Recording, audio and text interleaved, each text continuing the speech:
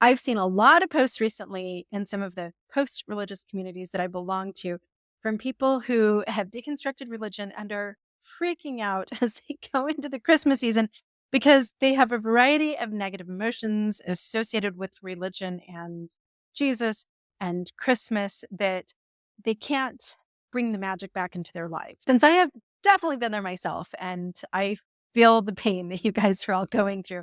And because I have the gift in my life of working with all kinds of deconstructionists and reconstructionists, I wanted to help you guys out. By the way, I'm Jenny Gage, and this is Life Take Two, where I share the big, beautiful, but sometimes painful before and after of my Mormon life. It's funny how much more difficult it was to lose your faith before social media. When I had a faith crisis in 2018, there was no TikTok, there were no ex-Mormons, there was no deconstructing Christians, evangelicals, Jehovah's Witnesses all over on Facebook and stuff. So I didn't have a playbook. I didn't know what to expect. I didn't know the things that I was going to go through. And I didn't realize all of the huge array of things that I was going to lose. But if nobody's told you that losing your faith in Jesus is going to mess up your Christmas, well, let me do you that favor.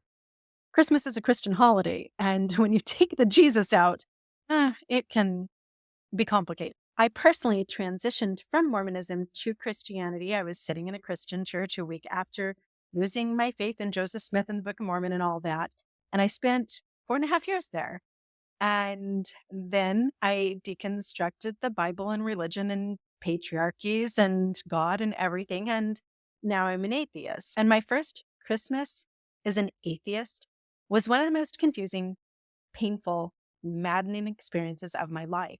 And it's really one of the first times that I kind of wished that I could just rewind time and go back to when I was naive and indoctrinated and still believed in everything.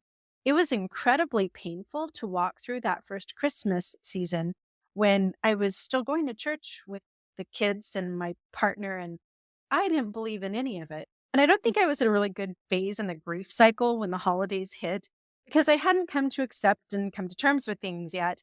I was just mad that everybody had lied to me and that I had invested so much of my life in a religion that I no longer believed to be true. And so having one little like manger scene in my house, or like I say, going to church, turning on my Alexa and hearing songs about Mary, did you know? And just my brain going crazy over the implications of a deity figure with a lot of power and balance, forcing and coercing a very young maiden to be the breeder for his son. It just made me mad. The whole thing made me mad. And so that year I decided I wasn't going to have a Christmas tree and we weren't going to celebrate Christmas and I was never going to use the word Christmas ever again. And I was angry. Honestly, my feelings around all of the Christmas stuff around me, like literally just driving past houses with lights and a little like lit up manger scene out in the front lawn.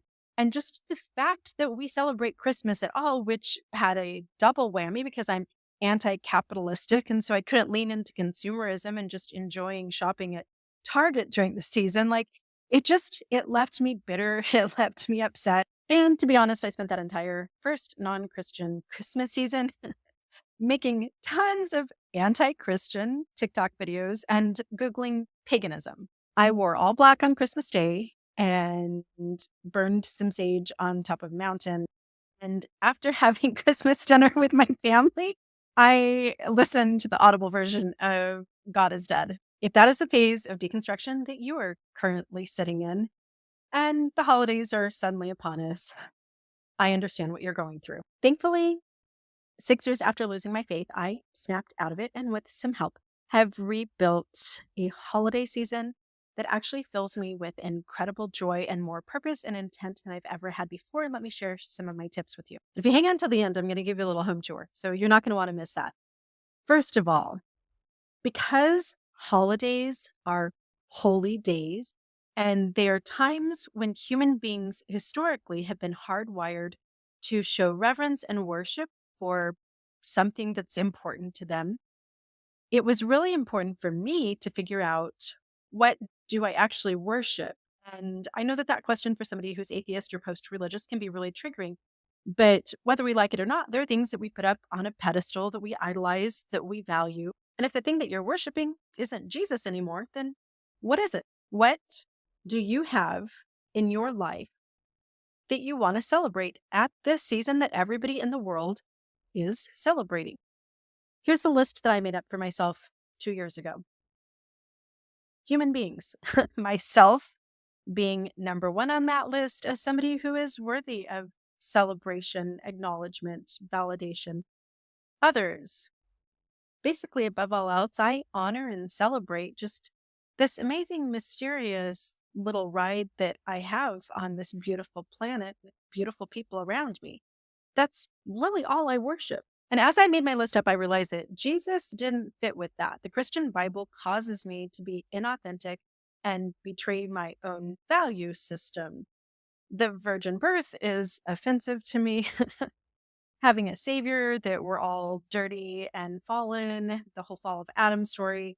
And like the Christmas tree itself, which originally in Northern Europe was covered with apples to symbolize Adam and Eve in the garden, the fall of man, and the need for the savior. All of it didn't fit with me at all. So I didn't even do a Christmas tree for a long time. I'm like, this does not fit my values. I'm not bringing this Christian thing into my home. And then I felt sad and depressed, and it filled me with pain. So I wondered to myself, is there a way that I can still have a Christmas tree and not be mad about Jesus and really focus on those things that I value or worship and still be congruous? And yes, there is. As I studied the history of the Christmas tree, I realized that there were non-religious people bringing trees inside their home for years. We still have, potted plants and greenery inside our home 365 so that we can have that little bit of nature inside. And I decided that my Christmas tree was no longer going to be a Christmas tree. It wasn't about Jesus, and it never was to begin with. Honestly, the Christmas tree thing is so weird. My Christmas tree is a midwinter tree. So I stripped it of all the vestiges of Christianity, and I cover it with little owls and forest critters and a little bit of snow, which is kind of fun because I live in Arizona and I'm not actually going to have any snow anywhere. And the rest of my decor became a midwinter celebration too, just as a reminder that Earth is in a cycle of winter, at least my part of the Earth here in North America. And we're hibernating, and the leaves have fallen off the trees, except we have cactus and palm trees, so that's not as much. And let me tell you, the intent matters. Just leaning into it's so fun to have a tree in my house to bring a little bit of light in this dark winter solstice and to remind me that somewhere not in Arizona, there are deers and owls that are burrowing into the snow. It matters to me. I focus inward and outward. Midwinter is the end of the harvest season, so I focus on getting enough rest. I take more naps right now than I usually do because I'm not quite as busy as I am in the summer. And while, of course, I don't focus on Jesus and his resurrection, while the rest of the world is focused on that, I am focused on the fact that the earth, in many ways, is dying. Vegetation is dying, things are going dormant, animals are hibernating, and it will resurrect. And that's what midwinter was all about. Imagine during, ancient human times when we went into winter, not knowing when it was going to end, not always having the resources to cope cold, and developing community rituals around just getting through those dark winter months, having the hope that spring would come back, which is why they dragged the trees and the boughs into their homes as a reminder that Earth will not be forever dark. Today, I can watch somebody surfing in Maui on TikTok. My ancient Germanic ancestors couldn't do that.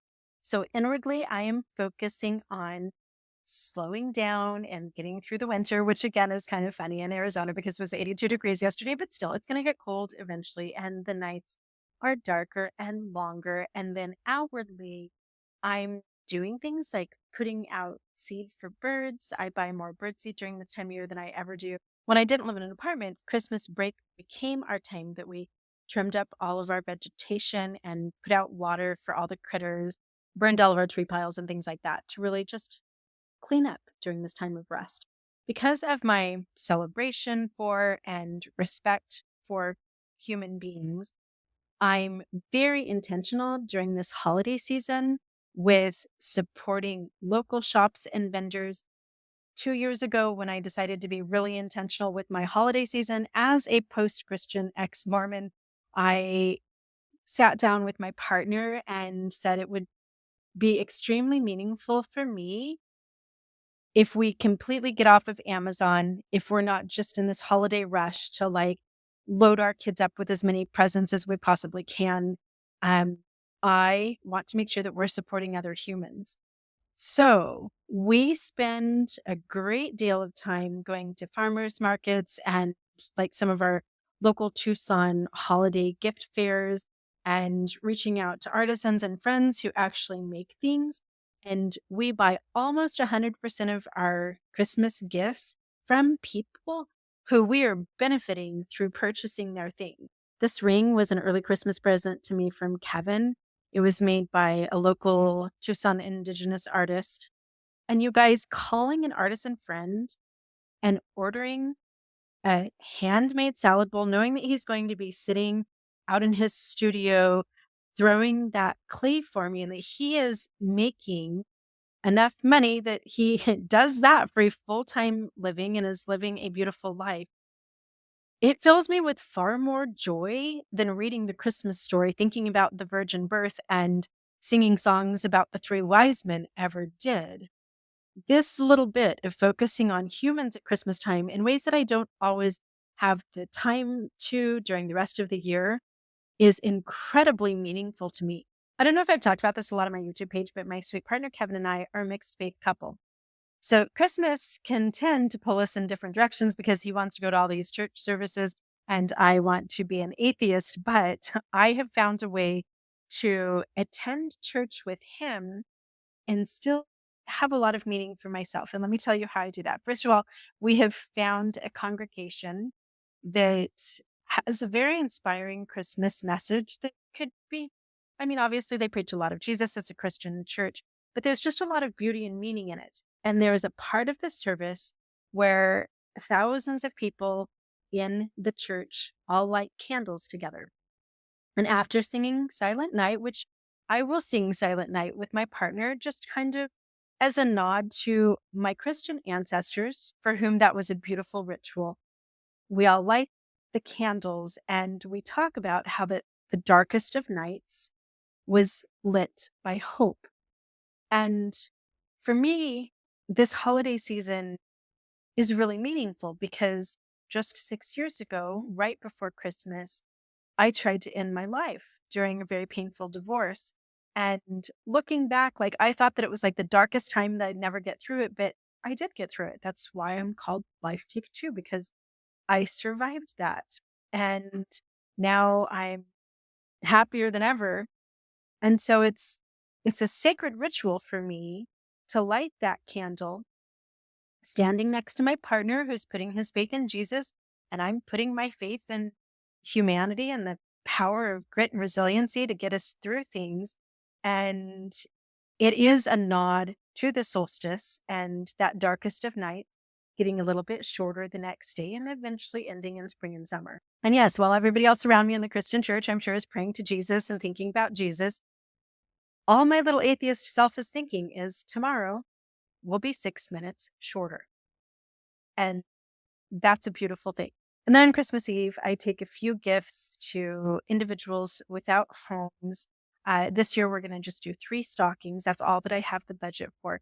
And I write a poem every year on Christmas. I will say that I could not possibly attend a Mormon church or listen to any of the Mormon Tabernacle Choir stuff or anything like that because it's an organization that, again, isn't congruous with my values of human life. With their new Children's Illustrated polygamy lesson coming out last week, teaching young girls to be trafficked by holy men, I can't put any energy into that organization. So if you are going to attend church or, any of those things with family, then it is okay for you to either say no, you can't support that, you don't want to be there, or find a service like I've done that is reflective of your values. That is the most crucial part. And I do want to point out that if I didn't have a mixed faith family, I would not attend church. I would be standing on top of a mountain after a long Christmas hike or just simply volunteering for people in need in my community. Now for a little home tour. First, I have to zoom in on the tablecloth that I bought myself at 6th Avenue Antiques last night. The trim, that fringe had me from the get-go. So, if you are going into this holiday season feeling lost and disoriented because it's all about Jesus, just take the Jesus out of Christmas and tap into a time of celebration that the whole entire world is engaged in. And in the same way that Christians lifted some of the traditions and things of people who had no belief in Jesus, pull those things out of Christian Christmas that may have meaning to you, but don't be afraid to discard the things that absolutely don't. When you get done watching this video, maybe sit down with a little spiral notebook and ask yourself, what do I celebrate? What do I worship? And what rituals can I bring into my life every year that will reflect my values? And hopefully, you can find a way that you can lean into this season of celebration and of holy days in a way that is very authentically and beautifully yours. Hope this helps. I'd love to hear from you in the comments. Happy holidays, everybody.